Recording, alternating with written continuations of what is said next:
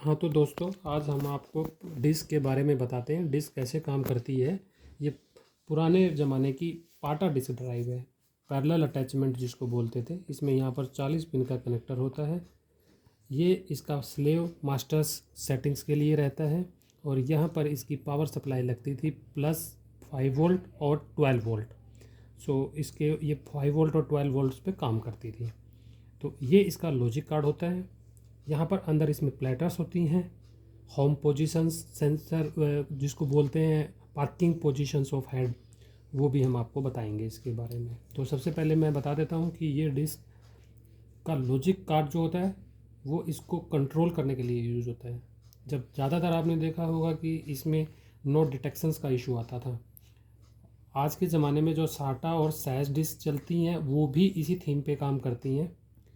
उनका कंट्रोलर होता है, अगर कंट्रोलर में कुछ इशू आता है तो डिस्क आपकी डिटेक्ट होना बंद हो जाती है या कुछ और इशू क्रिएट करना शुरू कर देती है। तो हम इस रिपेयर करके इस कार्ड को डिस्क से डाटा निकाल सकते हैं। अगर डिस्क डिटेक्ट नहीं हो रही है, और इसका मतलब ये नहीं है कि उसके अंदर से डेटा आपका डिलीट हो चुका है। डेटा कहाँ राइट होता है वो मैं आपको दिखाता हूँ, तो बने रहिए हमारे साथ वीडियो के साथ। तो मैं स्टार्ट करता हूँ। ये इसमें 3 स्क्रू लगे हुए हैं, मैं इसको ओपन कर देता हूँ।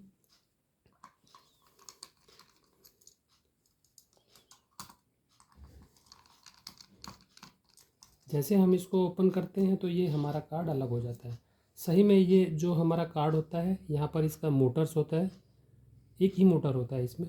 तो ये मोटर इससे कनेक्ट रहता है, यहाँ से पास सप्लाई लेता है कंट्रोलर कार्ड से, और यहाँ पर ये कंट्रोलर कार्ड अंदर से डेटा सेंड और रिसीव करता है, जिसको बोलते हैं कि आईओप्स इनपुट आउटपुट। ये यहाँ से इस पे कनेक्ट हो जाता है, यहाँ पर ये इस पे कनेक्ट हो जाता है जैसे हम इस पर स्क्रू लगाते हैं।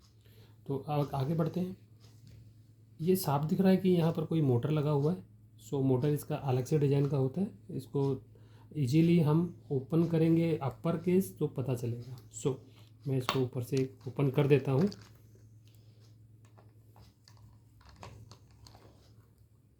किसी भी डिस्क की अगर हमें स्पीड चेक करना है तो उस पर इनपुट आउटपुट आईओप से हम चेक कर सकते हैं। जितना ज़्यादा आउटपुट आईओप्स होगा उतना ही ज़्यादा डिस्क अच्छे से परफॉर्म करती है। आजकल एसएसडी आता है, उसमें मैकेनिकल पार्ट नहीं होता है, उसमें सारा का सारा हमारा चिप लेवल का स्टोरिंग होता है। तो इसमें यहाँ पर एक हमारे पास शील्डेड होता है, मैं इसको सील से ओपन कर लेता हूँ।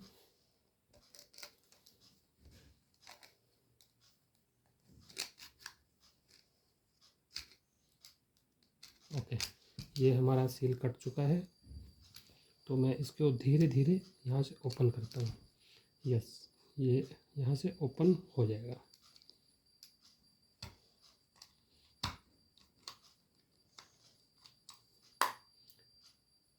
नहीं, इसमें एक स्क्रू रहता है, क्योंकि इसमें इतना ज़्यादा हार्ड वर्क नहीं करना रहता है।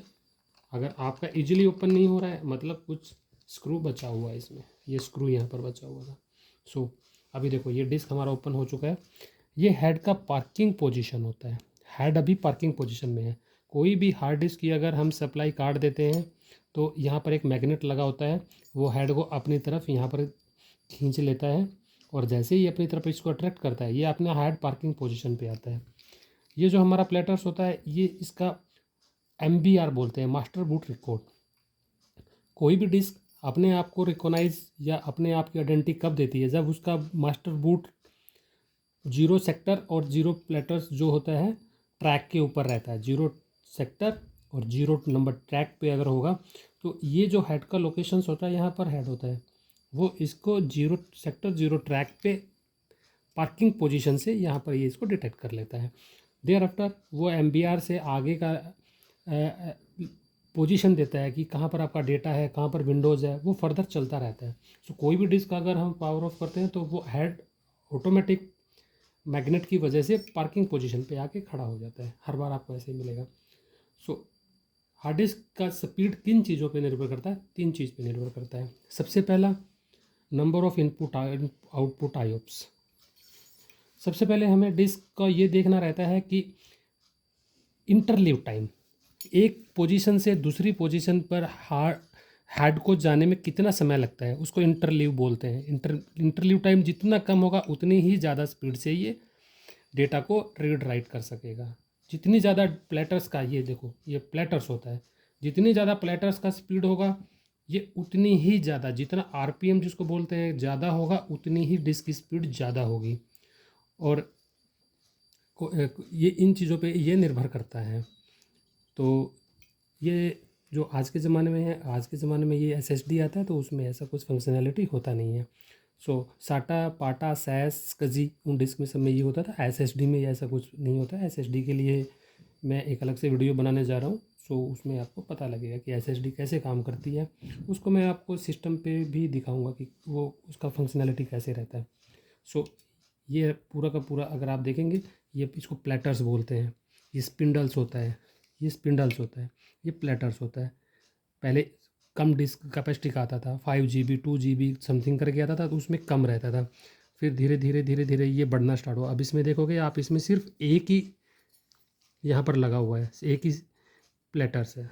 सो अभी जो नया जो डिस्क आता है मैकेनिकल का, उसमें ये 5 6 10 भी हो सकता है, जिसमें बहुत ज़्यादा डाटा स्टोर होता है। सो टेक्नोलॉजी के साथ साथ ये बढ़ रहा है। और अगर स्कजी में देखोगे आप, इसमें नंबर ऑफ़ हेड एक 1 प्लेटर्स, बट वहाँ पर नंबर ऑफ़ हेड्स भी ज़्यादा होते हैं और नंबर्स ऑफ प्लेटर्स भी ज़्यादा होते हैं, इसीलिए वो ज़्यादा डाटा स्टोर कर पाता है। So thank you, thank you teams. So thank you for watching this video. और मुझे आशा है कि इसने आपको नॉलेज दिया होगा।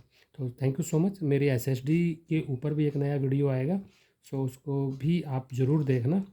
अगर कुछ भी कमेंट्स और आपको कुछ इसके बारे में और जानकारी चाहिए तो आप मुझे कमेंट करके भी पूछ सकते हैं।